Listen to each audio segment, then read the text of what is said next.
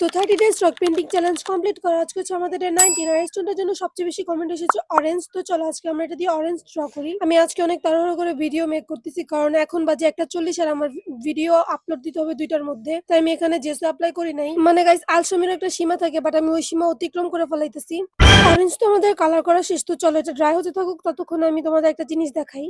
আমি না স্টোনটা আমার কাছে অনেকদিন ধরে রেখেছিলাম, তো ভাবলাম যে আজকে এটাতে একটা ডোরা কেক ড্র করি। আর এটার মধ্যে আমি জেসো অ্যাপ্লাই করি নাই, ডিরেক্ট কালার অ্যাপ্লাই করছি। আর ডোরা কেকের মধ্যে যে মেল্টেড চকলেটটা থাকে আমি সেটা অ্যাড করতেছিলাম, বাট আমার ক্যামেরা এখান দিয়ে ঢং শুরু করছে, মানে বুঝি না ওর কি হয় আল্লাহই জানে।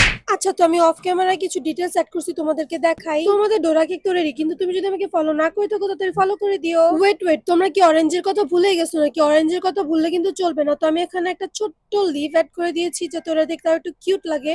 আসলে এটা কিন্তু খুব কিউট হয়েছে। তো দুইটার মধ্যে আমি ভার্নিশ অ্যাপ্লাই করবো যাতে দুইটা দেখতে আর একটু সুন্দর লাগে। আচ্ছা, তোমার কাছে সবচেয়ে বেশি কোনটা ভালো লাগছে অবশ্যই কমেন্টে জানাবে, অরেঞ্জ না ডোরা কেক। ওকে, তো আজকের ভিডিও তো খুব তাড়াতাড়ি। ইসিসি, তাড়াহুড়া করতে গেলে সবই নষ্ট হয়। দেখ, আরে তোমার কি এখনই পড়া লাগলো নাকি ভাই? ছোট্ট অরেঞ্জ, তুমি এত বেশি না লাফায় ঠিকভাবে বসে থাকো। আর তোমরা গেস করো তো যে ডে 20 তে আমি এটা দিয়ে কি ড্র করব।